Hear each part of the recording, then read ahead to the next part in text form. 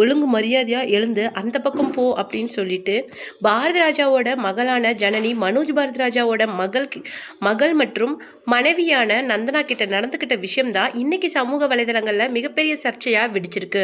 இப்போதான் பாரதி ராஜாவோட மறைவுக்கு அப்புறமேலு அவங்களுடைய மகள் என்னென்ன பண்ணியிருக்காங்க அப்படிங்கிற ஒவ்வொரு விஷயமும் வெளிவந்திருக்கு. அது மட்டும் இல்லாம ஒருவேளை ராதிகா சரத்குமார் நடுவுல வராம இருந்திருந்தா அங்க என்ன நடந்திருக்கும் அப்படின்னு எங்களால சொல்ல முடியாது. ஏன்னா பயங்கர சர்ச்சையா இறுதிச் சடங்குல வெடிச்சிருக்கும் அப்படின்னு சொல்லிட்டு அங்க இருந்த உறவினர்கள் எல்லாம் சொல்றாங்க. அது மட்டும் இல்லாம மனோஜ் பாரதிராஜாவோட மனைவியான நந்தனா கிட்ட அவங்க நடந்துகிட்ட முறை, அதுல இருந்தே அவங்கள எந்த அளவுக்கு குடும்பத்தை விட்டு விலக்கி வச்சிருக்காங்க அப்படிங்கிற ஒவ்வொரு விஷயமும் இப்போ வெளிவந்துட்டு இருக்கு.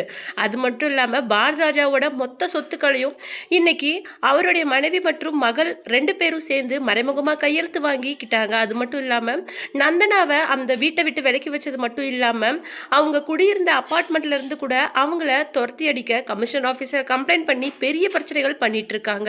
அவங்க சொந்த ஊருக்கே போயிடணும், ஒரு காலம் தன்னுடைய அப்பாவை மீட் பண்ணக்கூடாது அப்படின்னு சொல்லிட்டு இறுதி சடங்கு வரைக்குமே அவங்க வெயிட் பண்ணி இருந்திருக்காங்களாம். நீங்க எதுக்கு இருக்கிற, உனக்கு இங்க இருக்கிறதுக்கு அவசியமே இல்லை அப்படின்னு சொல்லிட்டு நிறைய மொழிகள்ல அவங்க வசைப்பாடின விஷயங்கள் தான் இன்னைக்கு சமூக வலைதளங்கள்ல பேசுபொருளா போயிட்டு இருக்கு. இதெல்லாம் ஒருவேளை தாங்க முடியாம தான் அவரு கண்ணை மூடிட்டாரு அப்படிங்கிற மாதிரி விஷயங்களும் இன்னைக்கு சொல்லப்படுது.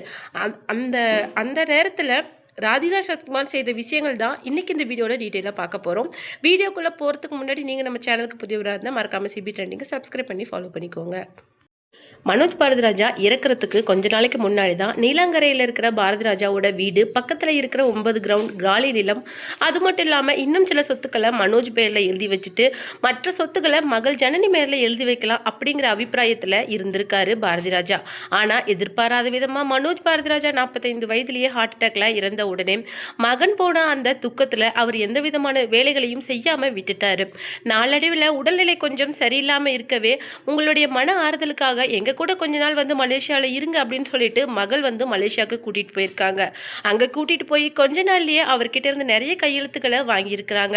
சொத்துக்கள்ல இவ்வளோ சிக்கல் இருக்கு, இதெல்லாம் சரி பண்ணி வைக்கணும், அப்படி இப்படி சொல்லிட்டு நிறைய விஷயங்களை பண்ணியிருக்காங்க. 6 மாதம் கழிச்சு அப்பாவை ஒரு டாக்டர் மற்றும் செவிலியரோட பாதுகாப்புல நீலாங்கரை வீட்லயே விட்டுட்டாங்க. அதுக்கப்புறம் அவருடைய மனைவி தேனியில் இருக்க பண்ணை வீட்டுக்கு போயிட்டாங்க. மகளும் மருமகளும் மற்றும் மனைவி அப்படின்னு சொல்லிட்டு எல்லாருமே ஒரு பக்கம் போயிட்டாங்க. ஆனால் இப்போதான் ஒரு விஷயம் வெளியில் வருது.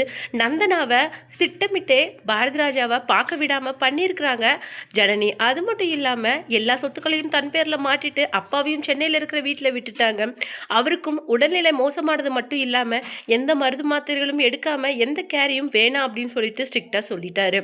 அதுவும் இல்லாமல் அவருடைய அந்த கடைசி காலத்தில் அவருடைய புத்தியை யோசிக்க விடாமல் செஞ்சிட்டாங்க மகள் ஜனனி. மருமகளை பற்றி தப்பு தப்பாக சொல்கிறது, அவங்க அப்படி இப்படி அப்படின்னு சொல்லிட்டு நிறைய வேலைகளை பண்ணி கடைசி வரைக்கும் அப்பாவை மனோஜ் குடும்பத்தை பற்றி யோசிக்காமையே செஞ்சிட்டாங்க. அதனுடைய வெளிப்பாடாக தான் இன்னைக்கு இறுதிச்சடங்குல அந்த அளவுக்கு மோசமாக நந்தனா கிட்ட நடந்திருக்காங்க. நந்தனா அந்த பக்கம் போய் அவங்களுடைய 2 பெண் குழந்தைகளை கட்டி அளந்த விஷயங்களை பார்க்க உறவினர்களுக்கே ரொம்பவும் கடினமாக இருந்திருக்கு. மனோஜ் பாரதிராஜா காதலிச்சு தான் நந்தனாவை கல்யாணம் பண்ணிக்கிட்டாங்க.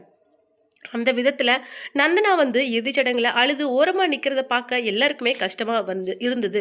அது மட்டும் இல்லாமல் ராதிகா சரத்குமார் நடுவில் வரல அப்படின்னா ஜனனி இன்னும் மோசமாக நந்தனா கிட்ட நடந்திருப்பாங்க. பார்க்கறதுக்கே அது எல்லாருக்குமே தர்ம சங்கடமாக இருந்திருக்கும்.